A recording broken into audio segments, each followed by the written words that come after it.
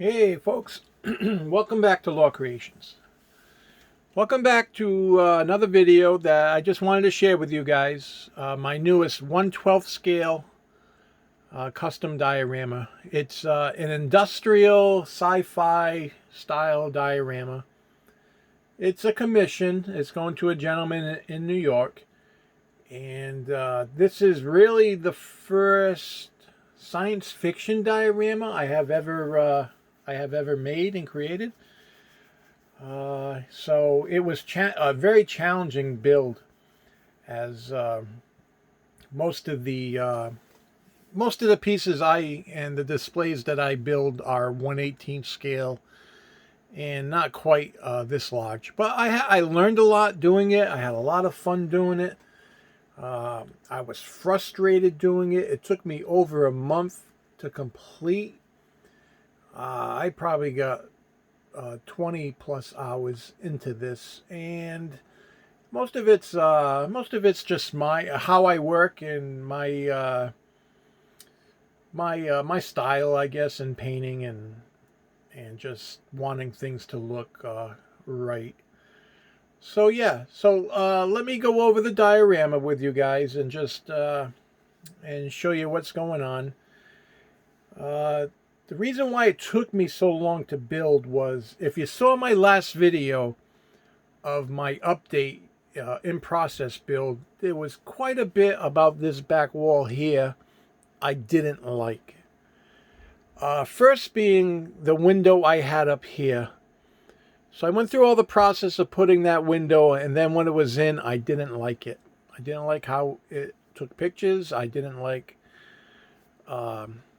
I don't know, just the aesthetics of it. I decided to change it, and I just put I put some piping with some labels, and I'm so much happier with this. So that took a little while to redo.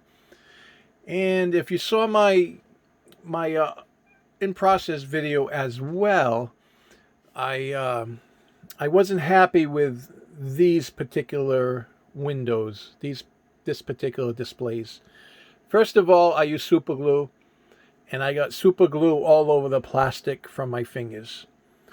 And when you lit it up from behind, you could see it, and that was unacceptable. And I couldn't get the glue off. No matter what I did, I couldn't get the glue off, and it just ended up looking really bad. So what I did was I tore everything out of both windows, and I started again from scratch.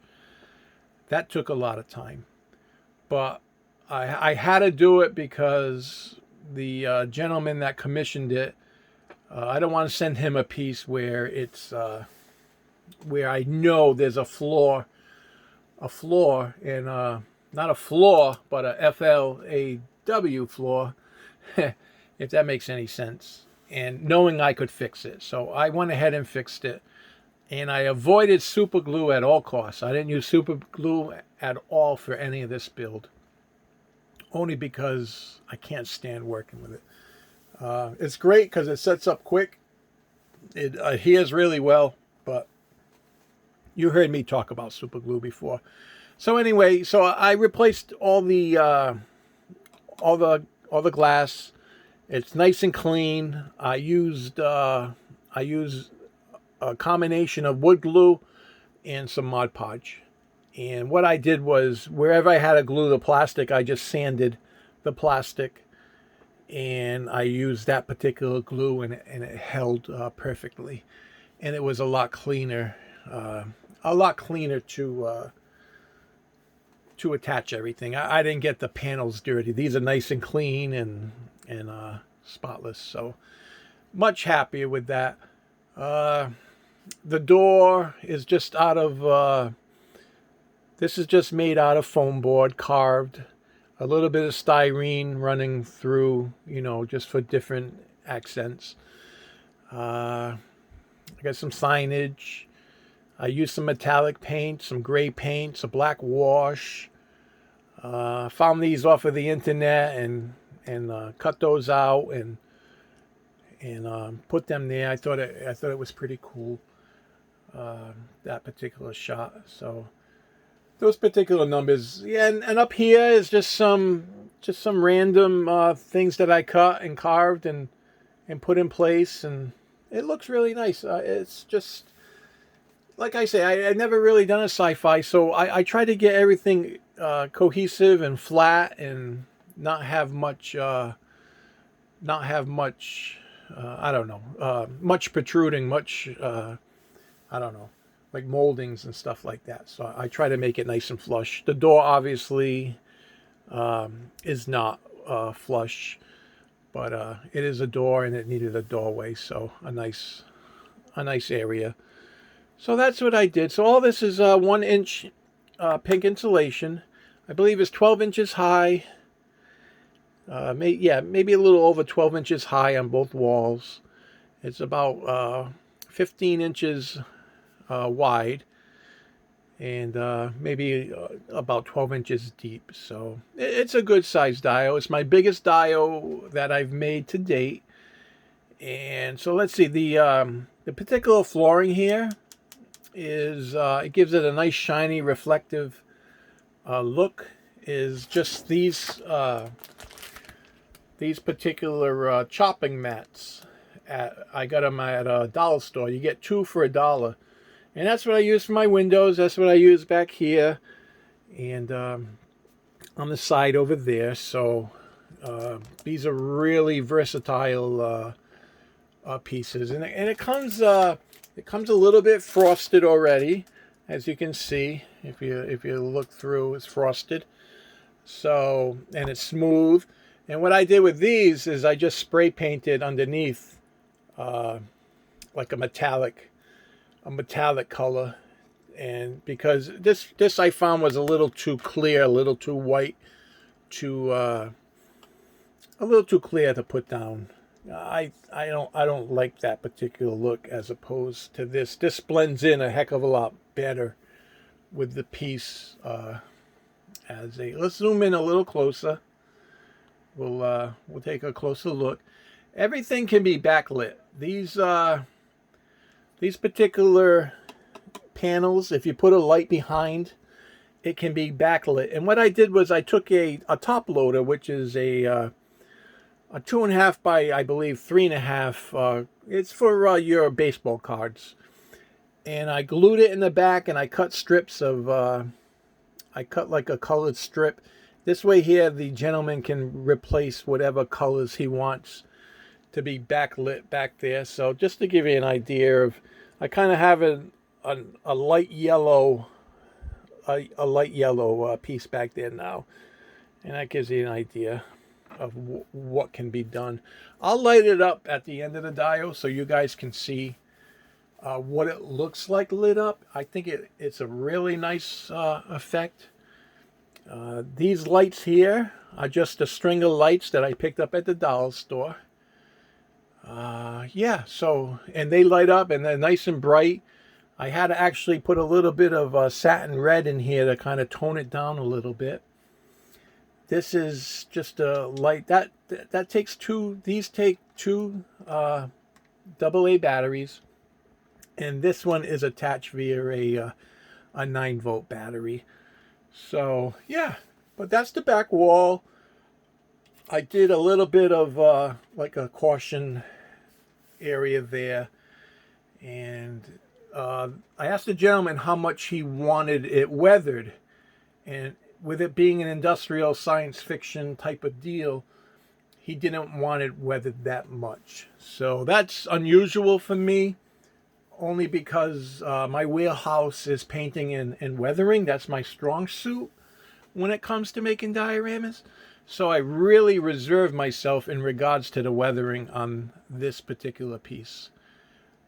So yeah, if I had it my way, it would be, not crazy weathered, but weathered a little bit more. But I kind of agree with the gentleman because less is more. So less is better. So that's the idea here. That it's kind of an industrial piece. I wanted him to be able to use it for Star Wars, anything, Marvel Legends, Aliens. It's very versatile, and it can be photographed in in a nice way. So yeah, that's that back wall. Am I missing anything? No, this is just some PVC that I picked up at Home Depot. So I got two pieces there. I brought one couple foot tube of it, cut it and used the pieces. I still have some left over. And these are just potty straws from the dollar store. These are zip ties. Very, very basic. I think next time, all this is cardstock. So the backing is pink foam. The pieces here are cut out and cut out of cardstock, because cardstock to me gives a little bit nicer. It gives a nicer finish for like a metal science fiction spaceship kind of look. Whereas what I should have done when I built these areas here, I should have used cardstock as well, but I didn't. And just because of the foam, you just tap the foam in some way with your fingernail, with a paintbrush, the wrong way, and it just marks it up, and it just doesn't. I mean, it's acceptable. I'm happy with the way that came out, but I would have done it different. I would have used a cardstock. Over here is the foam's eaten a little bit, so it's really not visible. It's not too bad, but I tried using an acrylic metallic marker on that, and it ate the foam. So the foam didn't like something in the marker. I'm not quite sure why, because a lot of this is acrylic metallic paint out of a tube. So I didn't use really no expensive paints. I used like Folk Art, Apple Barrel, and just odds and ends like that. Once again, the rust, all I did was add a little bit of rusting, and that was done with AK Interactive weathering pencils. And so that's that on that. And I cut out the backing for the sci-fi look. It's along the lines of Star Wars, so it gives a little bit of an idea of it being, science fiction, Star Wars style diorama. And let's get a closer look. Let's remove the Mandalorian, but he can be put anywhere in and be photographed rather nicely. So let's take a closer look. Now the back wall, the right wall, I had a little bit of a jump start, so that wall didn't take me as long, and I was able to make it look more science fiction related. So that's what I went ahead and did on that particular wall. That wall is, the whole backing is 1 inch foam from Home Depot, and then I did cardstock for the doors, well, the door and the facade of the door. All that tile work was cut, and it's not tile, it's just pretty much the design of the. I had some left over from doing this particular flooring, and so I used it up on that particular wall. And I cut everything out, and everything can be backlit on those 9 panels in regards to the glass, and it can be backlit whatever color the gentleman prefers. And I use my dollar store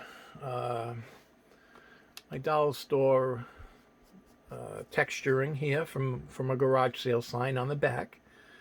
And I like that look that it gives. It gives it the idea of it being industrial. And let's see. And here's the door. And I got some tidbits here that I bought on eBay. I picked these up on eBay, and the light I already had.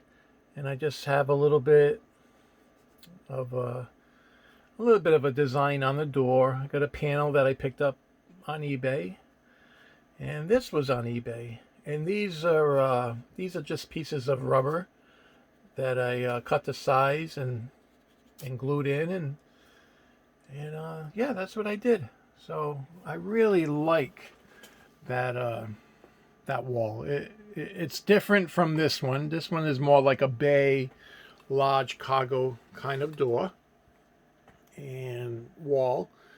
Gives you the idea of like it's a 09 bay. So, and the piping, and then yeah, that's about it, guys. Let's take a look at the floor, and then I'll show you it all lit up. There's the flooring, and like I say, that particular chopping board gives a nice reflective look, and it's incredibly easy to use and incredibly cheap. You get two good sized pieces for $1. So yeah, all these were cut. Under here is just under there is just your sewing mesh. That gives you that idea. Okay, let me pause it. I'll light it up, and I'll let you guys have a glance at it. Whoop, wrong way, Bob. All right, give me a minute, guys. I'll pause it, and then I'll be right back. All right, folks. I have the diorama lit up. I have a light in the back of the windows, so that's nicely lit. And like I say, dollar store lights. And this particular door over there is has a nice light to it. So I think the lighting gives it a really nice effect, and you can see the nice detail it gives on the floor for what those mats do. So a nice cheap way to give it a nice reflective look. So that gives you a look of what it looks like lit. So let me turn one more light on in the back here, so you guys can get a better idea of what it looks like, everything. So yeah, thanks for checking things out, guys. I appreciate it. Too bad it's a commission, because I really like this one. I would love to keep it, but it's heading to New York. I always say I don't want to do commissions, but this was fun to do, and I learned an incredible amount of I learned a lot, because I probably wouldn't have made this just on my own. So I appreciate the gentleman that had the faith in me and believed that I could make a decent dial for toy photography, and I was happy to help him out.